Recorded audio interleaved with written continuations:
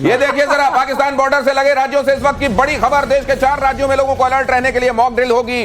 गुजरात, पंजाब, राजस्थान और जम्मू कश्मीर में कल मॉक ड्रिल, मतलब ऑपरेशन सिंदूर जारी है। अब पता नहीं, ये कहना बड़ा मुश्किल है, लेकिन पिछली बार जब मॉक ड्रिल हुई थी तो खेल हो गया था। हाँ, उधर मॉक ड्रिल कि इधर इधर इधर देख रहे हैं, उधर तब तक थप्पड़ आ गया। हाँ, अब इधर फिर मॉक ड्रिल हो रही है। अब वो कह रहे थे कि अगर सायरन बजेगा, अच्छा पिछली बार भी तो ये बताया था, देखो सायरन बजेगा, आप सब लोगों को बिल्कुल डिसिप्लिन से एक जगह से पता लगा सायरन पाकिस्तान में बज गया। किसी को पता ही नहीं लगा वहां पे बज गया। ये भाई दिनेश इसके बारे में कहना, अरे मेरे प्रोड्यूसर साहब शायद सुन नहीं पाए, हमने कहा यहां से कि उस दिन भी मॉक ड्रिल हुई थी और इधर खेल हो गया था, अभी फिर मॉक ड्रिल हो रही है। ये कह रहे हैं ना, इसीलिए हम भी कुछ नहीं कह रहे हैं, हमें भी नहीं पता क्या होने वाला है कि मॉक ड्रिल का मतलब बड़ा मॉक ड्रिल है। मॉक ड्रिल है। आप किसी को आइसक्रीम शॉक ड्रिल ना हो जाए, शॉक ड्रिल हो जाए। पाकिस्तान के लिए ये शॉक ड्रिल हो सकती है, क्योंकि हिंदुस्तान में उस दिन भी मॉक ड्रिल की बात हुई थी, जिस दिन पाकिस्तान को पता नहीं था और ये हो गया था उसके साथ। ये वैसे ही है जैसे किसी को आप इधर इधर ध्यान बटाएं और उधर से थप्पड़ मार दें। लेकिन अब पाकिस्तान में पिछले कुछ दिनों से लगातार कुछ चीजों में पैटर्न तलाशने की कोशिश हो रही है कि ऐसा हुआ था तो फिर वैसा हुआ, और ऐसा होता है तो वैसा हो जाता है। आज मॉक ड्रिल हो रही है। करेक्ट। तो ये शॉक ड्रिल, गौरव ने बहुत अच्छा वर्ड यूज किया है कि अब वहां शॉक लगा होगा कि भाई, अच्छा सर एक बात बताइए, किसके मरकज जाने वाले हैं? हिंदुस्तान ने कह दिया कोई भी act of terror, act of war होगा, कहीं भी आतंकवादी होंगे और उनके सरपरस्त होंगे, हम फर्क नहीं करेंगे, मारेंगे। और ये भी तय है कि इतने 9 जगहों पे हमने ढेर किया, ये बहुतायत में थे वहां पर, ये जैसे मोहम्मद लश्कर, लेकिन अभी पूरे नहीं हुए, तो वहां डर तो हमेशा होगा। 21 है हमारी लिस्ट में जो हमने पब्लिकली पब्लिश की है, तो उसमें 9 ही गए हैं ना। अभी तो 12 बाकी हैं। अभी 12। Mock drill and shock drill किससे कनेक्टेड है वो आप जानिए। ये 21 में से 9 गए, 12 अभी 12। पंजाब के पठानकोट में रॉकेट लॉन्चर मिलने से हड़कंप। पठानकोट के सनौर में सड़क किनारे दिखा था मोटार बॉम्ब, सेना ने कब्जे में लेकर सुरक्षित जगह ले जाकर इसको डिफ्यूज किया, ब्लास्ट किया। कंट्रोल्ड ब्लास्ट कहलाता है, और इस तरीके से सुरक्षित तरीके से इसको ब्लास्ट करके डिफ्यूज किया। सर कई बॉम्ब पड़े होंगे मेजर साहब कई जगहों पर, क्योंकि बहुत सारे चलाए गए थे।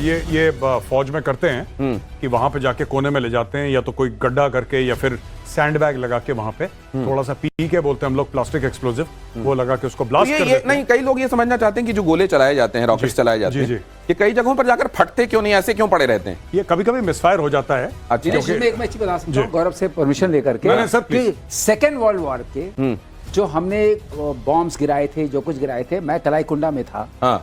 वहां पर वहां के जो हमारे फॉरेस्टेड एरियाज था विद इन द एयरफील्ड, उसमें हमें मिल जाते थे सेकेंड वर्ल्ड वॉर के समय के। सेकेंड वर्ल्ड वॉर के। अच्छा। और मैं आपको और वो भी फट सकते हैं। वो 2000 में। और कुछ गांव वाले उसको लुढ़का के ले गए। अच्छा। वो आयरन बॉम्ब्स थे, लुढ़का के ले आके उनको शिवजी वगैरह बना के उसकी पूजा करते थे। Oh my God. फिर हम लोग की टीम जाती थी, मेरे पास बॉम्ब डिफ्यूजन टीम थी, उस टीम को हम भेजते थे, वो जाके बोलते थे कि सर इसको जरा पूजा देने के, ये बॉम्ब है। तो अब उनको समझाना पड़ता था कि हमारे पास पिछले पता नहीं कितने सालों से है, तो बताए ये वो नहीं है, ये बॉम्ब है। जब खबर मिलती थी हम लोग जाते। लेकिन ये खूबसूरती देखिए कि उस आस्था की तरह उन्होंने पूजा और उन्होंने भी रक्षा किया, कुछ होने नहीं दिया। ये जरा देखिए, भारत और मंगोलिया की सेना करेगी संयुक्त युद्धाभ्यास 31 मई से 13 जून के बीच, दोनों देशों की मिलिट्री एक्सरसाइज। भारत और मंगोलिया भी समझ लीजिए स्ट्रेटेजिकली क्यों इंपॉर्टेंट है। चीन के सिर के ऊपर देखिएगा कौन बैठा हुआ है। ये जो ड्रिल है सर, इसका सिग्निफिकेंस क्या होगा? देखिए, ये भारत और मंगोलिया, ये भारत करता रहता है कई देशों के साथ, अमेरिका के साथ, यूके के साथ। मंगोलिया और भारत के रिश्ते क्यों अच्छे हैं? देखिए, मंगोलिया बीच में फंसा हुआ है। मंगोलिया भी चीन का सताया हुआ है। ये और किसी बड़े लेवल के मंगोलियन ने मुझे बताया था, मैं नाम नहीं लूंगा वरना फिर बोलेंगे कि इसने दोबारा डिप्लोमेटिक इंसिडेंट कर दिया जैसे पहले करा था। भाई ऐसी बात है कि उन्होंने मुझे यही बताया था कि हमारे ऊपर रशिया और नीचे चीन है। रशिया का तो फिर भी पता लग जाता है, Russia is in your face. अगर रशिया को एग्रेशन करना है मुंह पे करता है। कह रहे चाइना का कुछ पता नहीं लगता, बहुत धोखेबाज लोग हैं। So yes, this is very important and हमारे कॉमन एडवर्सरीज हैं। The Mongolians don't like the Chinese by the way. और एक जमाने में मंगोलियंस ने चाइना पे राज भी करा। राइट। वहां के घुड़सवार बहुत अच्छे होते हैं, बड़े कमाल के होते हैं वहां के घुड़सवारों को। कुश्ती वाले और घुड़सवार। बलोच नेता इधर देखिए, प्रधानमंत्री नरेंद्र मोदी को खत लिख रहे हैं। बलोचिस्तान के मानवाधिकार कार्यकर्ता मीर यार बलोच ने प्रधानमंत्री नरेंद्र मोदी को खुला खत लिखा। पाकिस्तान आतंकवाद की फसल लगाता है, आईएसआई हर महीने एक नया आतंकी संगठन बनाता है, बलूचिस्तान की आजादी का समर्थन करे भारत। ये बलोच नेता की तरफ से प्रधानमंत्री के नाम एक इल्तिजा की गई है और प्रधानमंत्री ने भी लाल किले की प्राचीर से, आपको याद होगा 2016 में उन्होंने बलूचिस्तान का जिक्र किया था। तो ऐसा नहीं है कि भारत इस बात को समझ नहीं रहा है। जी नहीं, बिल्कुल समझ रहा है और मुझे ऐसा लगता है कि अब भारत को बलूचिस्तान के लिए फ्रंट फुट पे आना पड़ेगा। ये एम्बिगुइटी बहुत ज्यादा हो गई है, भारत खुल के आए सामने। क्यों दुनिया करती है? आप एक बात बताइए, क्या तुर्की सपोर्ट नहीं करता है? राइट। क्या ईरान सपोर्ट नहीं करता है? तो भारत तो तुर्की और ईरान से बहुत बड़ा कद है भारत का। India should start financial, diplomatic and political support for Baloch liberation. Baloch freedom fight के लिए भारत को अब सामने आना पड़ेगा। माननीय प्रधानमंत्री जी फिर से अगस्त में वहां पे जाएं, लाल किले की प्राचीर से फिर से एक बार आह्वान करें, दुनिया को बताएं और फिर मिनिस्ट्री ऑफ एक्सटर्नल अफेयर्स को आदेश दें कि आप बलूचिस्तान का मुद्दा हर जगह से उठाइए। ह्यूमन राइट्स का भी इशू है, ह्यूमन राइट्स का भी इशू है। और ये खबर भी देख लीजिए कि गाजा में हमास का चीफ मारा गया, मोहम्मद सिनवार हमले में मारा गया। इजराइल के हमले में सिनवार की मौत की पुष्टि हो गई है। इजराइल के पीएम ने मौत की पुष्टि की। उधर तो खैर जो गाजा में चल रहा है वो हम लोग लगातार देख ही रहे हैं। अगली खबर देख लीजिए 21 जून को। लेकिन इस खबर से पहले आज का वो लम्हा, एक्चुअली आप इस तरह के प्रतिशोध के हर एक अंक में इंतजार करते हैं और कई लोगों ने, मेरे दर्शकों ने ये कहा कि गौरव गाथा के लिए हम बेकरार हैं। आज गौरव गाथा क्या कहती? देखिए, मैं आपको एक बात बताता हूं कि मैं हर समय ये सोचता था कि भारत पे हमला होता है और हम लोग जवाब नहीं देते। बात ये थी कि साहब 1947 में अटैक हुआ, हमने जवाब नहीं दिया ढंग से। 65, फिर आप 1999 कारगिल ले लीजिए, आप 26/11 ले लीजिए, आप हर चीज जो हुआ था हमने जवाब नहीं दिया। इस बार हम लोगों ने जो जवाब दिया है बालाकोट से 21 गुना बड़ा, हमने सर्जिकल स्ट्राइक से बड़ा जवाब दिया। और मैं दिनेश सिर्फ ये कहना चाहता हूं कि ऐसे जवाब से दिल में ठंडक होती है, सुकून मिलता है कि हां, हम भी ऐसा देश हैं कि अगर किसी ने आंख उठा के देखी तो दोनों आंखें फोड़ भी सकते हैं हम लोग। ये बताता हूं इस खबर के साथ। देखिए, पहलगाम में हुए आतंकी हमले पर इस वक्त की बड़ी खबर, बड़ा खुलासा पाकिस्तान के पूर्व सेनाधिकारी ने किया। क्योंकि देखिए, इनको कैसे पता, मैं आपको ये भी बता दूं। लोग बोलेंगे साहब मेजर है, ऐसे टॉप लेवल की बात ये नहीं है। बात ये, इनका पूरा खानदान फौज में है। सबसे पहले मैं आपको ये बात बता दूं, इनके सब कोई मतलब एयरफोर्स में, पाकिस्तान नेवी में, पाकिस्तान आर्मी में, इनके खुद के फादर, इनके ग्रैंडफादर वगैरह सब फौज में है। तो इनका एक प्रॉपर इकोसिस्टम है। और एक और बात है कि फौज में ना, पाकिस्तान आर्मी में there are lot of people who are dissatisfied.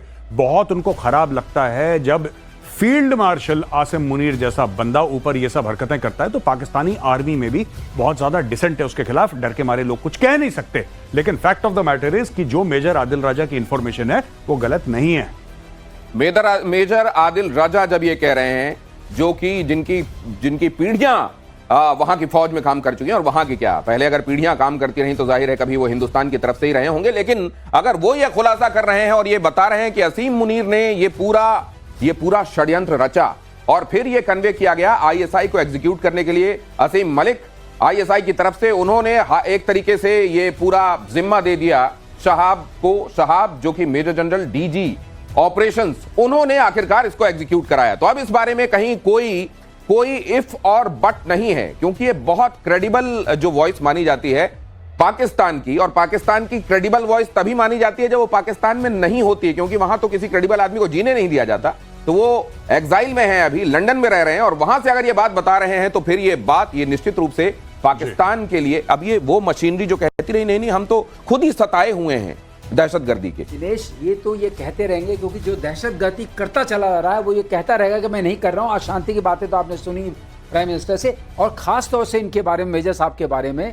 Major साहब तो 3 पीढ़ी के हैं और इनके सारे लोग फैले हुए हैं। इन्होंने जो अभी ये बाद में एक्टिविस्ट बने, कभी कभी किसी के दिल में कोई बात आती है कि हम ये क्यों करते हैं, इनको हमसे उतना प्रेम नहीं हुआ जितना अपनी जनता से हुआ, क्योंकि इन्होंने देखा कि पाकिस्तानी आर्मी जो है जी हर बेनिफिट को, हर चीज को अपने पास दबाती जा रही है, सिमटती जा रही है। आप एक बात जनता के लिए कुछ नहीं बचा है, इसकी वजह से एक्टिविस्ट बनी। आप एक बात मानेंगे कि इस समय लकीली भारत के पास एक ऐसी लीडरशिप है जो वक्त से बहुत पहले इबारत पढ़ लेती है क्या लिखा हुआ है आने वाले दिनों में। ये देखिए, भारत के प्रधानमंत्री ने इसको तो पहले ही कह दिया। भारत के प्रधानमंत्री ने कह दिया था कि प्रॉक्सी वॉर वाली बात छोड़ी जाए। जरा सुनिए क्या कहा भारत के प्रधानमंत्री ने। आज तक जिसे हमें प्रॉक्सी वॉर कहते थे, 6 मई के बाद जो दृश्य देखे गए, उसके बाद हम इसे प्रॉक्सी वॉर कहने की गलती नहीं कर सकते हैं। अब जरा ये भी समझ लीजिए, किसी ने कहा कि ये प्रॉक्सी वॉर क्या है। मान लीजिए मेरी और किसी एक फलाने ठिकाने की आपसी लड़ाई है, मैं खुद लड़ने की बजाय फलाने ठिकाने से लड़ने के लिए अपने किसी स्टूज को भेज दूं, अपने किसी रिप्रेजेंटेटिव को भेज दूं, ये छद्म युद्ध असल में प्रॉक्सी वॉर है। सर अब ये बताइए, ये भारत ने जब क्लियर कर दिया कि अब ये प्रॉक्सी वॉर वाली बात नहीं, अब सीधे सीधे ये आज आदिल का ये बयान भी आ जाना, क्या इंटरनेशनली भी प्रधानमंत्री के कहे हुए को और एक तरीके से रिसाउंडिंग तरीके से सुना गया होगा दुनिया में? बिल्कुल, मेजर आदिल राजा एक क्रेडिबल वॉइस हैं और आज कुछ हफ्ता 10 दिन पहले, मुझे एग्जैक्ट डेट याद नहीं है, मेजर आदिल राजा का एक स्टेटमेंट आया था जिसमें उन्होंने वाज़े तौर पे ये बोला था कि जब जनरल आसिम मुनीर या फील्ड मार्शल उस समय जनरल थे, जब उन्होंने ये बोला कि आप अटैक करो ऐसा कश्मीर में, तो शुरू में आईएसआई ने बोला कि सर अभी मत करिए, अभी सही वक्त नहीं है, या कुछ मतलब उन्होंने पुश बैक करा आईएसआई ने, क्योंकि आईएसआई कई सारे फैक्टर्स देखती है कि भाई ये सही समय है कि गलत समय। इन्होंने he said according to major Adil Raja, ISI ने बोला कि साहब ये इस वक्त सही वक्त नहीं है, आप मत करवाओ, फंस जाओगे। इन्होंने इंसिस्ट करा और जब इन्होंने इंसिस्ट करा तो फिर पहलगाम कटा। अब देखिए धीरे धीरे धीरे ना वो धागे खुल रहे हैं। पाकिस्तानियों का है कि शुरू में इन लोगों ने सेलिब्रेट कर लिया और बड़ी बड़ी आसिम मुनीर की फोटो लगा दी, शहबाज शरीफ की फोटो लगा दी और जीत गए जीत गए जीत गए। अब धीरे धीरे पाकिस्तान के अंदर से, इवन इनसाइड, मेजर आदिल राजा लंदन बैठे हैं वो एक बात है, पाकिस्तान के अंदर से अब धीरे धीरे वॉइसेस ये पूछना शुरू कर देते हैं और कर रहे हैं सोशल मीडिया पे, चाहे वो इनके गलत नाम से अकाउंट बने, क्योंकि पाकिस्तान में उठा के ले जाते हैं। अब वो पूछ रहे हैं कि साहब अगर आपने नई दिल्ली, इन्होंने ये बोला था कि नई दिल्ली के ऊपर हमारे जहाज पहुंच गए, इन्होंने ये बोला था कि हमारे 65-70 जहाज श्रीनगर के ऊपर उड़ रहे थे, ये सब बोला। अब कह रहे हैं साहब कुछ तो प्रूफ होगा, हमें भी तो दिखाओ। इसी बात का तो प्रूफ होगा। प्रूफ उनके सामने सिर्फ एक है, जब वो मरियम के बगल में खड़े हुए असीम मुनीर को देखते हैं। वो प्रूफ क्या है वो आगे बात करूंगा मैं, लेकिन रूसी सुखोई 57E लड़ाकू विमान को लेकर यह बड़ी खबर है। भारत को रूस फाइटर प्लेन का सोर्स कोड देने के लिए तैयार, और जहां पर वही मिसाइल, बार बार पीके श्रीवास्तव कहते हैं कि आप फाइटर तो ले आओगे लेकिन मिसाइल तो वही लगनी है, PL-15, और उसका क्या हाल किया है वो हिंदुस्तान ने दिखा दिया। तो ले आओ, ये ले आओ, इसके आगे वाला कोई बन रहा हो तो वो भी ले आओ, लेकिन सर ये उड़ता हुआ उबर है, ये ओला उबर टाइप का है, बिना मिसाइल के एक जगह से दूसरी जगह लिफ्ट दे सकता है आपको। भाई साहब सुनो जरा, मोतीबाग छोड़ देना, इतना कर सकता है, इससे ज्यादा को, जब तक इसके अंदर मिसाइल नहीं लगेगी। और ये मैं बता रहा हूं, सर ने बोला ना 100 मिलियन, सर कितना 100 मिलियन आपने बोला ना पर यूनिट इसका, इसका कम होगा। हाँ इसका कम होगा, पर चलिए जो भी है, ये पाकिस्तान 50% डिस्काउंट पे पाकिस्तान को दे रहे हैं। पाकिस्तान के, मैं बता रहा हूं, ये 99% डिस्काउंट दे दें तब पाकिस्तान के पास पैसा नहीं है, और मैं बड़ा खुश हूं। अब पूछिए क्यों?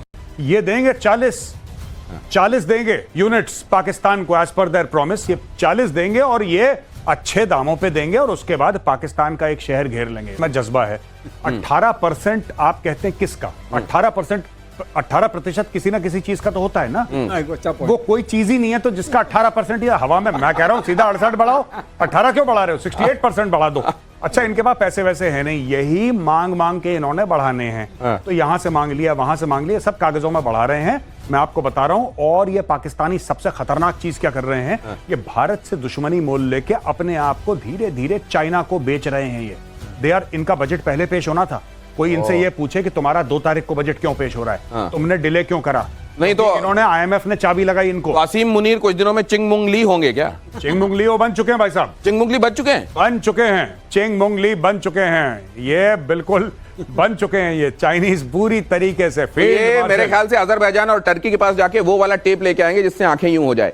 आगे देखिए, यूपी के बबीना फील्ड में फायरिंग रेंज पहुंचे सेना प्रमुख जनरल उपेंद्र द्विवेदी ने युद्धाभ्यास का किया निरीक्षण। फायरिंग रेंज में पहुंचकर जवानों का हौसला बढ़ाया।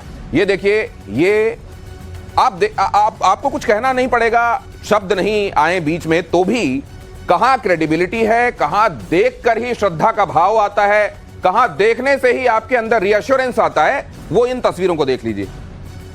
ये तस्वीरें अपने आप में बोलती हैं। कहते हैं पिक्चर्स स्पीक वॉल्यूम। यहां तो वॉल्यूम क्या मतलब, मुझे लगता है कि यहां जब भारतीय सेना की बात होती है तो फिर वॉल्यूम से भी बड़ा मामला होता है। आपने एक बात नोट करी है, आर्मी चीफ खड़े हैं यहाँ पे, is surrounded by officers and main, आराम से खड़े हैं जी, कोई शोबाजी नहीं, कोई तख्ता नहीं, कोई 4 स्टार प्लेट फलाना टैंक के ऊपर, जो पाकिस्तानियों ने प्रेस को बुला के ये सब ड्रामा करवाया था, कुछ नहीं। He is just meeting soldiers, shaking hands, वहां पे ब्रीफ कर रहे हैं उनको कि सर ये चीजें हैं, ये हम कर रहे हैं, ब्रीफिंग लेके chief will come back. Simple to the point, professional, ये होता है आर्मी चीफ, ना कि वो जो वहां पे टिन पॉट डिक्टेटर बैठा रखा है फील्ड मार्शल आसिम मुनीर ना, फालतू, फर्जी का, बिल्कुल फर्जी का, एकदम किसी काम का नहीं। गौरव, उस फोटो मैंने एक चीज और नोट की थी, शायद आप एम्प्लीफाई कर पाए। चिंगमुंगली वाली फोटो में, हाँ, वो टैंक पर खड़े हैं, हाँ, उसमें उनका जो वायुसेना अध्यक्ष था, हाँ, वो ऐसे हाथ करके खड़ा है। Normally you should stand like this as an. अरे आप बेचारे ख्वाजा आसिफ, गरीब ख्वाजा आसिफ पे भी ध्यान दे देते, किस तरह एक टांग में खड़ा हुआ है वो कि कहीं वो स्टेज से बाहर पैर ना निकल जाए बाहर। ये देखिए जरा अगली खबर, ये यहां उपेंद्र द्विवेदी साहब को आपने देख लिया, आप देखिए मिसाइल ध्वस्त करने में भारत के नाम वर्ल्ड रिकॉर्ड, अनऑफिशियल लेकिन वर्ल्ड रिकॉर्ड। S-400 ने अब तक की सबसे लंबी दूरी पर लगाया निशाना। पाकिस्तान के SAP 2000 अवैक्स को 314 किलोमीटर दूर मार गिराया। जमीन से हवा में मिसाइल को गिराने का ये दर्ज नहीं हुआ लेकिन एक बड़ा रिकॉर्ड है। ऑपरेशन सिंदूर में 9-10 मई की रात को बना था ये world record, unregistered world record sir, S-400 के नाम भारत ने किया। ये एक्चुअली किसी भी सिस्टम को देखें उसके हिसाब से भी ये सबसे बड़ा होगा, including patriot and all that जो अमेरिकन सिस्टम्स वगैरह हैं, क्योंकि 310 पर मारा तो है ही नहीं, 400 किलोमीटर की रेंज है। इसका मतलब आप देख पा रहे थे 400 से बियॉन्ड और आपने वहीं इंगेज कर दिया। ये बहुत बड़ी बात है और इसकी तो जितनी तारीफ की जाए उतना कम है। 314 किलोमीटर दूर में, ये तो मेरे ख्याल से S-400 बनाने वाले भी गर्व महसूस कर रहे होंगे। मेजर साहब की रेंज है 250 to 300 तक रेंज है, लेकिन आप रेंज के बियॉन्ड जा सकते हैं।